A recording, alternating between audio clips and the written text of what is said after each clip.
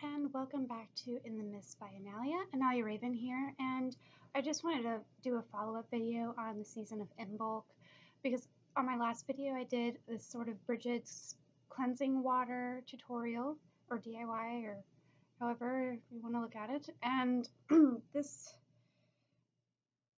time I wanted to do a follow-up video on the goddess Brigid because I am currently watching the goddess group on Mandi See's channel. She's doing a series on the priestess in this book.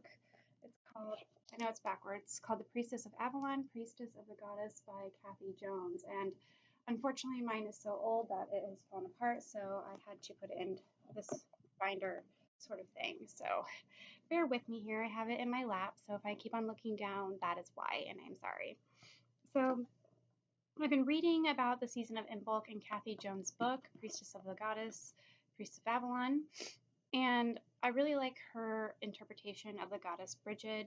She says that she is a great healer, a great prophetess, and a mistress of the forge, which is true to her myths. I just wanted to share with you some of the information that I found while working with Brigid. Kathy Jones says that as a prophetess, she links her to, because she's also a goddess of poetry, so she links her to this maiden Morgan of Avalon named Thitis, or Thitis, or however you pronounce it. I'm sorry for pronouncing it wrong. And Thitis, or Thitis, she basically resembles the child within.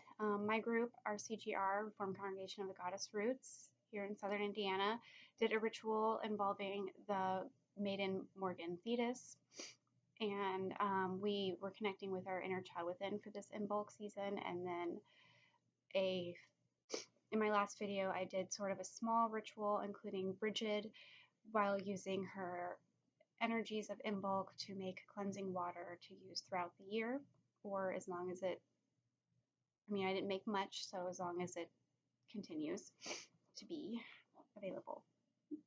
And anyway, so I really wanted to share this sort of story with you guys involving Brigid as healer.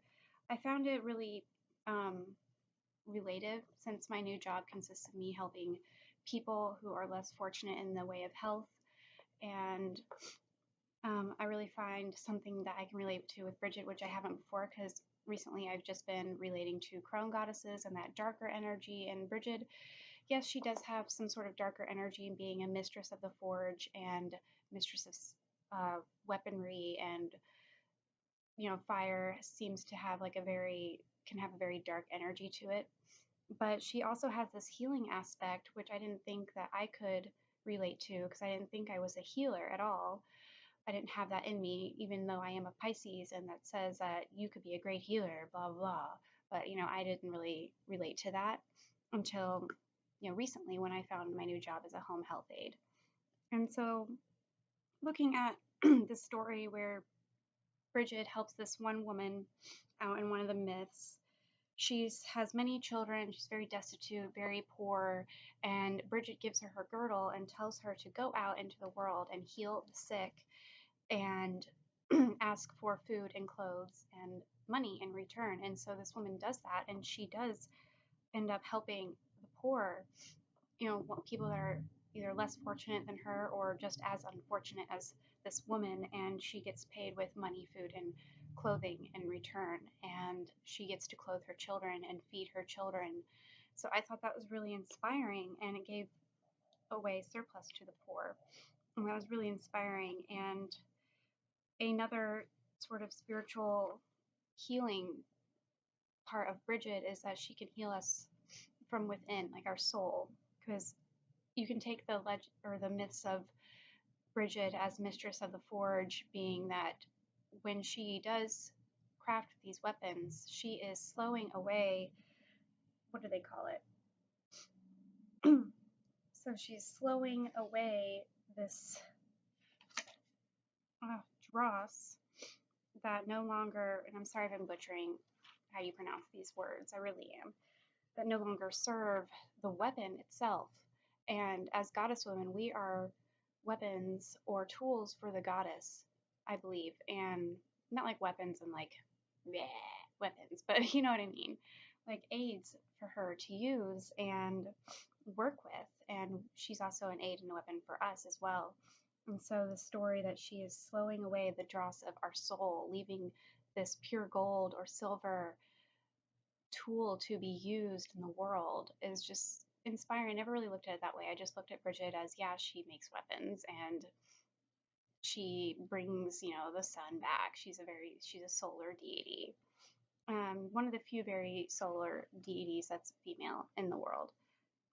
As far as I know, as far as my research goes, because I haven't researched every goddess in the world. So, and I just wanted to share that with you, like knowing that just because a goddess seems to be on the light half or the sort of mothery sort of aspects of the gods, which I don't really subscribe to or usually subscribe to in a way, doesn't mean that there isn't a lesson to be learned. And Brigid is certainly teaching me lessons of her journey and how I can relate to her as a healer myself and how I can pray to her for guidance in the way of the healing arts, in the way of healing my soul of all the past and regrets that no longer serve me or I'm just harboring for no reason. And she can really help me get rid of that as she did with, in her forging of weapons or for that woman.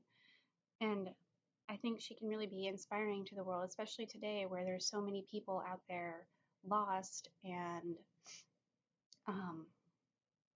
I don't want to go into politics right now, but there's so many people that are suffering right now that could really use, some sort of uplifting energy and some hope and just to kind of give someone that one shred of hope and light. I think Brigid really does accomplish that while praying to her and working with her, in my opinion and in my experience. And with this Imbolc season, I think between Imbolc and the spring equinox, I think I'm really going to dive into working with Brigid more intimately and learning about her myths, and I'm really excited about that.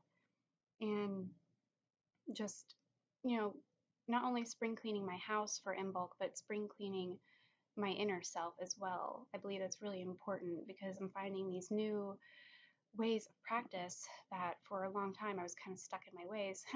Just like my tarot reading for 2017. If you want to know more about that, there's an older video on my channel that you can watch. Because I was really stuck in my ways, practicing solitary for about over a decade and then going into group work and having to find new ways.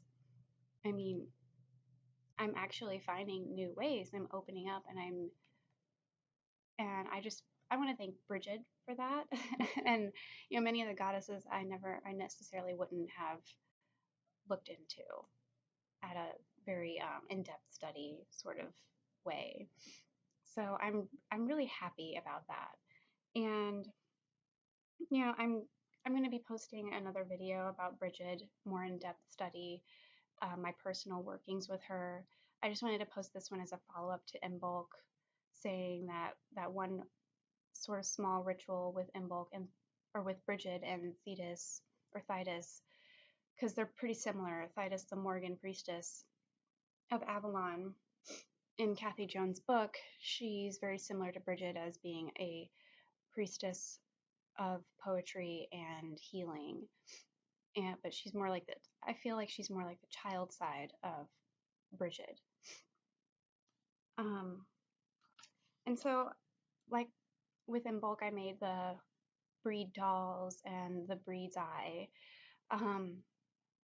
And just being in that meditative state and focusing on the energies of Brigid, she really showed me that don't judge a goddess by her myth. You really gotta, or don't judge a book by its cover, or just because something seems like it may not be relevant to you doesn't necessarily mean that there's not a lesson to learn. And I'm really thankful for getting a chance to learn this lesson and trying to shake up my own old ways and get out of my box a little.